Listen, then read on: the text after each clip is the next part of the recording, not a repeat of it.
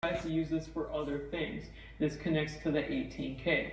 But it works really well, and I limited the current so I can run this all day long, and it's all rated properly, so this does actually work really well. Now let's talk about the AC output. So we have a hot 1, a hot 2, and a hot 1 and a hot 2. So we need to combine these over here in this panel. Because they're in parallel, hot 1s need to connect to one bus bar, and hot 2s need to connect to the other bus bar. So for load 1, we're using a black conductor, and load 2, we're using a red conductor. And then we're also running a neutral to the neutral bar, and then a ground to this ground conductor. Over here, we have a black on the left, a red on the right, and we have a white going to the neutral bar, and a green going to the ground bar. And this is the combiner box, so the inverters connect with the flexible conduit right here and right here. And each inverter supplies a circuit breaker, and this is a 40 amp. So each one is going to have a hot 1 and a hot 2, and a hot 1 and a hot 2.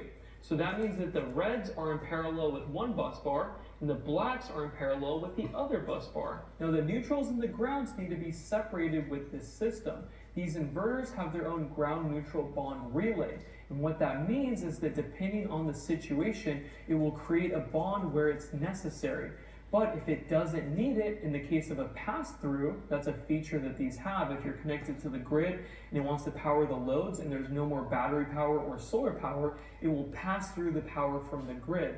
And in that situation, you want to keep the neutrals and the grounds separate. So you have to install your own ground bus bar for the ground conductors. And these are very easy to install, and you can find them at Home Depot or Lowe's. So the whites from the inverter go to the neutral bus bar, and then the greens or the grounds go down here to this ground bus bar. Now I'm using this load center for connecting multiple inverters, but that's not the case for everyone. Some of you guys will only have a single panel, and you can put all of your inverters on this side, and you can put all of your loads on this side. Or if you will not expand your system in the future, you could just have 2 inverters here and then put load circuit breakers up here, and you can easily power your loads no problem in that configuration. But in this system, because I'm using it as a combiner box, I bought a load center with a main breaker. And this switches power for the whole panel.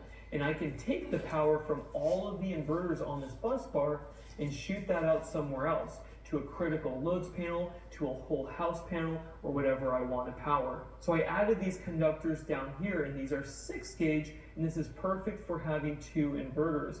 But if you have 4 inverters or 8 inverters, you're going to have to size these accordingly, because if you undersize them, they will melt and you will have issues. So we have a hot 1, a hot 2, and we have a neutral right here, and this is shooting over to our load center on the other side. And we're running the ground separate, so we have a ground bar over here, and we have a ground bar over here, and they're connected with their own dedicated conductor. And then we have a hot 1, hot 2, and a neutral supplying this load center. And this is overkill with having another main breaker, but I really like having these, especially if I'm working on the system. Because let's say I want to work on a load circuit, I can flip this off and then I can work on this panel. Let's say I'm working on an inverter, I can shut it down and isolate it from the bus bar. And then I can swap out an inverter or add more inverters. And these load centers are pretty cheap, so try them out. They're pretty useful for designing large systems. But on both panels, we're separating the grounds and the neutrals, and we're running our own ground conductor,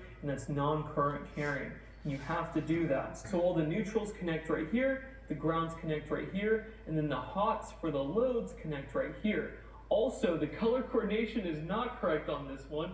This one should be red, but I didn't have any, and we don't have any at our store right now. We're actually all out. So yeah, this one should be red, and I need to tape it. But all the whites are connected to the neutrals except for this one, and then all the hots are connected right here. But yeah, keep the neutrals and the grounds separate with the 6000 XP. Previously, I would recommend having a ground neutral bond in the combiner box, but not with these units. These have their own ground neutral relay, and the software will control when it needs it and where. So do not add your own ground neutral bond in any of these panels. Keep the grounds and the neutral separate like a sub-panel, and that will enable safe use of pass-through function. Because if you were to create a bond in this panel, and then you have a pass-through from your house's panel that has its own bond, you're going to create a ground loop. And that's not good for a multitude of reasons, especially depending on where you live. You could cause damage to some of these circuits, so you don't want any ground loops in your system. Now, if you're not comfortable with this type of stuff, you can always have an electrician do it. You can easily mount these 6000 XPs to a wall and connect them to a battery yourself. But if you're scared to mess this stuff up, hire a professional. Now that everything's wired, let's talk about the programming. All you have to do is change a couple settings on the 6000 XP and they will be in sync so you can run loads together and you can double your output capacity. So first hold down Enter